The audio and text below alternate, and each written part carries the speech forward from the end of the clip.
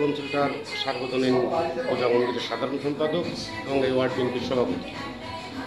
আমাদের আজকে ষষ্ঠী পূজার মধ্য দিয়ে আমাদের এই পূজার আনুষ্ঠানিকতা শুরু হয়েছে। আগামী দিন মহাসপ্তমী, অষ্টমী, নবমী, দশমী।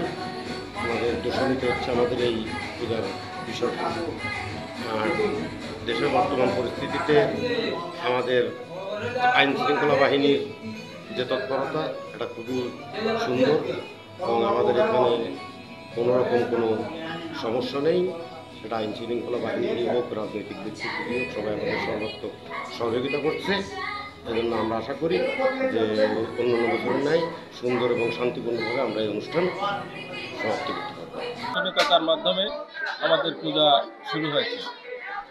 আগামী 4 দিন আমাদের পূজা চলবে নিয়ম মাফিক। যে সময় পূজার সময়সূচি অনুযায়ী আমাদের পূজা চলবে।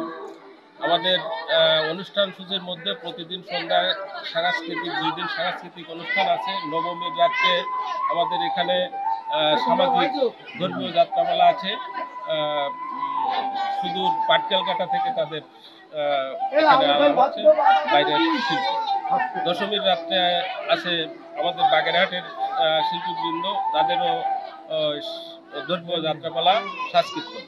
এবছর আমাদের এখানে আইন শৃঙ্খলা বাহিনী অতীব সজাগ দৃষ্টিতে, যাতে আমাদের বিভিন্ন আঙ্গিকে বোঝা যায় সমস্যা হতে পারে, আমরা কঠোরভাবে একের পরে এক আমাদের এখানে আইন শৃঙ্খলা বাহিনী উপস্থিত হচ্ছেন।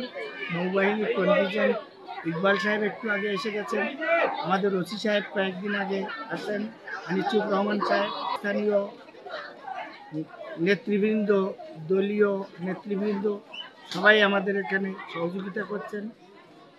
আমাদের এখানে ভেটাখালী ইউনিয়নের চেয়ারম্যান উৎপল বাবু, মায়ের কাছে এই প্রার্থনা করি অসুরের দমন এবং সৃষ্টির পালন, জাতি ধর্ম বর্ণ নির্বিশেষে আমরা যেন সুখে শান্তিতে সমৃদ্ধশালী এই বাংলাদেশে বসবাস করতে পারি।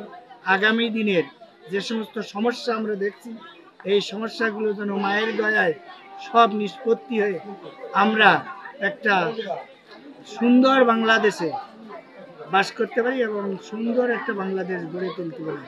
এই কামনা করে, সকলের মঙ্গল কামনা করে